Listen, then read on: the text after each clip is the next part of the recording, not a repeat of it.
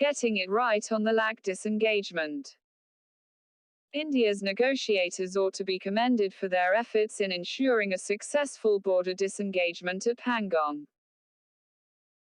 In the aftermath of the India-China agreement reached on February 10 for pullback in the Pangong Lake area, there has been much speculation about the gain and loss for India.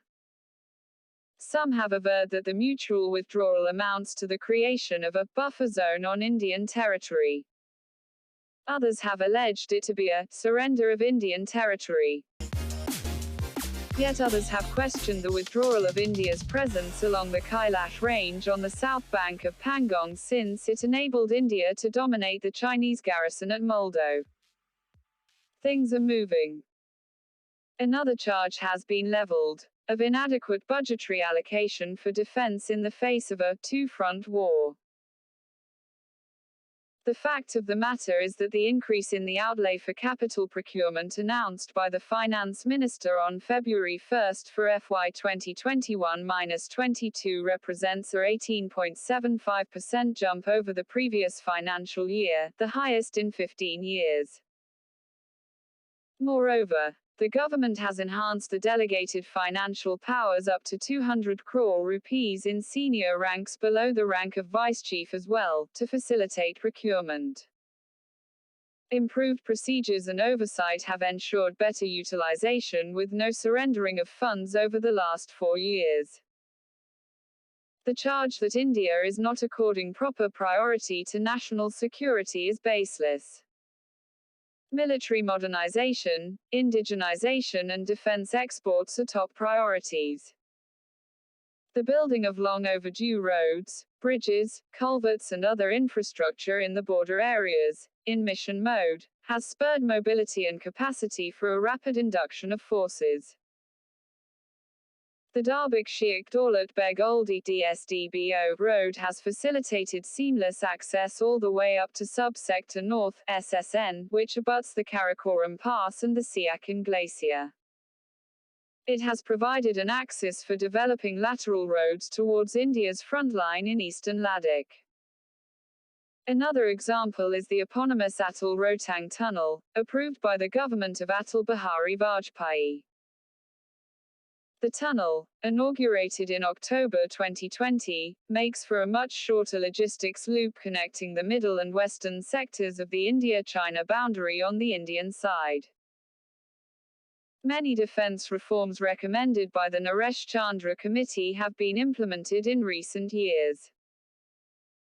The creation of the Department of Military Affairs DMA, the appointment of the Chief of Defense Staff, and the soon-to-be-a-reality theatre commands are but a few examples.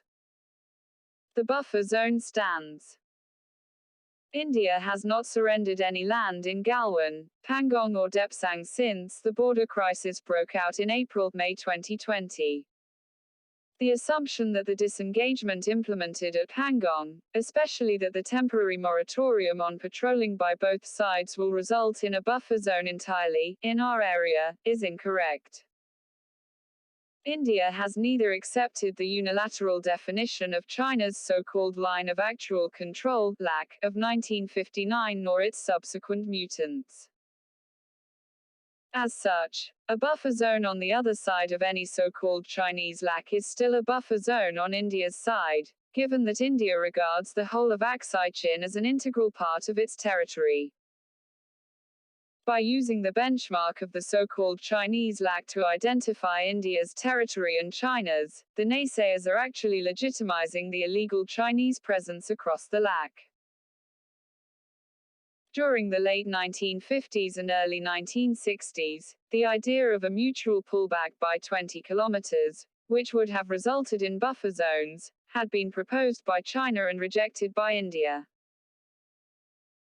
Later, India had accepted the modified Colombo Conference proposals, mooted by 6 non-aligned countries in December 1962 after the war, which would have permitted Indian civilian administration to be present alongside the Chinese in the vacated areas.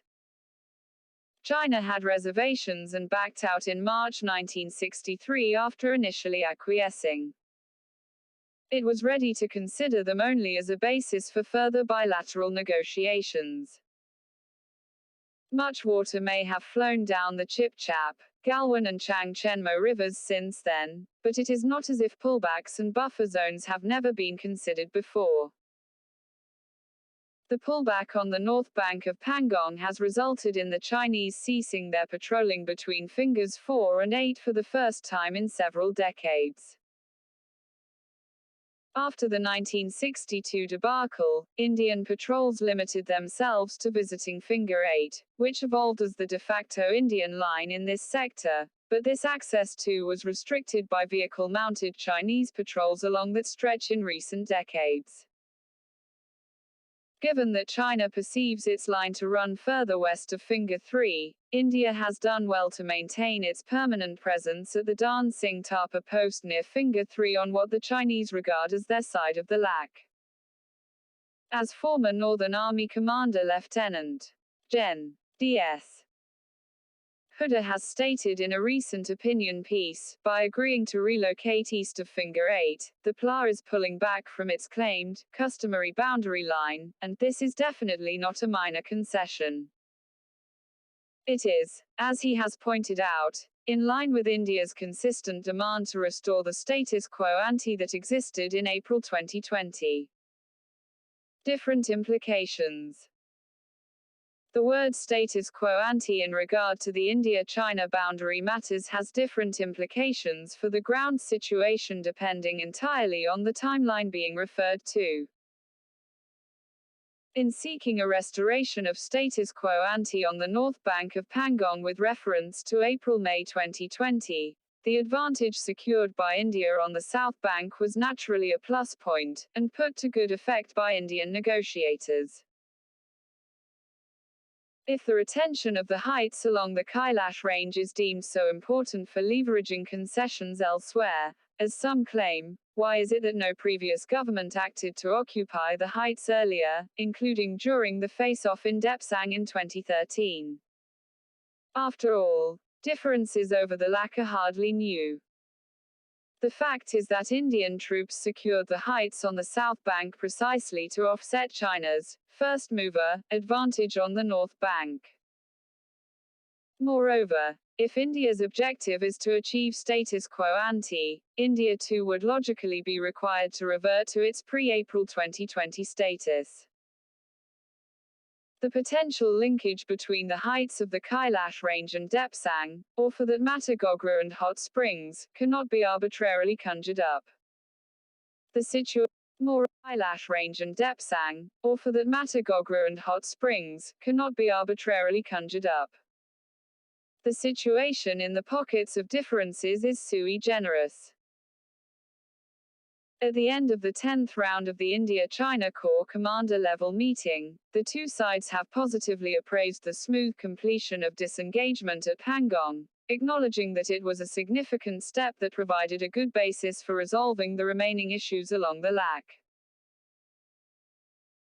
Instead of commending our military and external affairs ministry negotiators for their efforts in ensuring a successful disengagement at Pangong, some commentators have questioned the absence of ironclad agreements for resolving the differences at Depsang or Gogra, Hot Spring, which are still being discussed.